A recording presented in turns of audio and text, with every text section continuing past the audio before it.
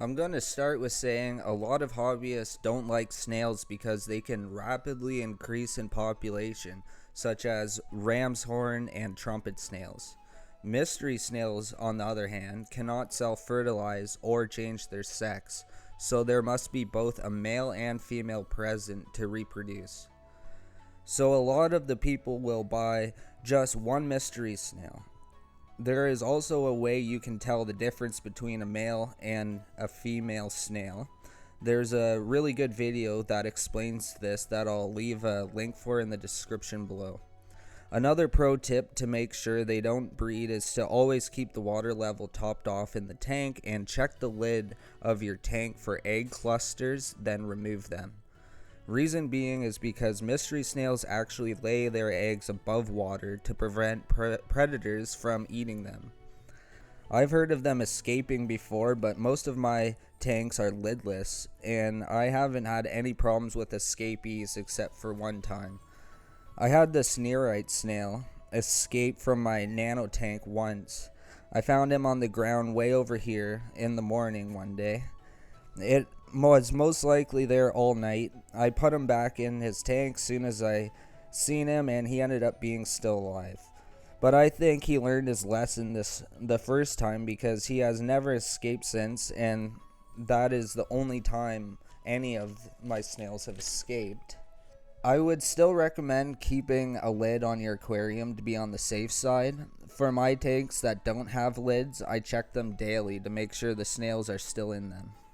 Mystery snails will not eat aquatic plants, unlike their larger apple snail relatives. Mystery snails also have a pointier tip to its shell and stay smaller than apple snails, at around 2 inches in diameter. Mystery snails can come in many different colors like blue, magenta, purple, brown, jade green, and of course the golden ones like I have in the video. They are phenomenal scavengers. They consume excess fish food, dead leaves, and deceased animals so that they won't foul the water. Algae is also part of their diet, but not as good of algae eaters as nearite snails are. Mystery snails are very active and faster than most snails. One really cool behavior that you will see these snails doing is dropping off the glass and fall back to the bottom of the tank. The way they do this is by a long breathing siphon that extends from the left shoulder. They have both gills and lungs that allow them to breathe when out of the water. When they hold air in the lungs, it allows them to float. Then when they release the air, it causes them to drop to the ground of the aquarium. Or as I like to say, they para-snail to the ground. Thankfully, mystery snails are good at turning themselves right side up when they land upside down, so there's usually no need to help them. The average lifespan of these snails is 1 to 2 years. To tell if they are dead, they won't have moved from the same spot for 48 hours at least.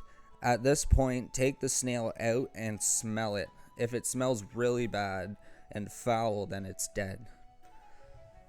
As a caution, like all snails, salt and copper are deadly to them. So if you're using any medications, fertilizers, or any other chemicals in your tank, make sure they don't have copper in them. Read the label. Now, it is also really important to add calcium to your tank monthly to ensure the snails have a healthy, smooth shell. I use eggshell powder to mineralize my tank water. I'll be doing a video on how to make eggshell powder for snails and shrimp in the near future. Another way to get minerals in their diet is to feed them blanched vegetables.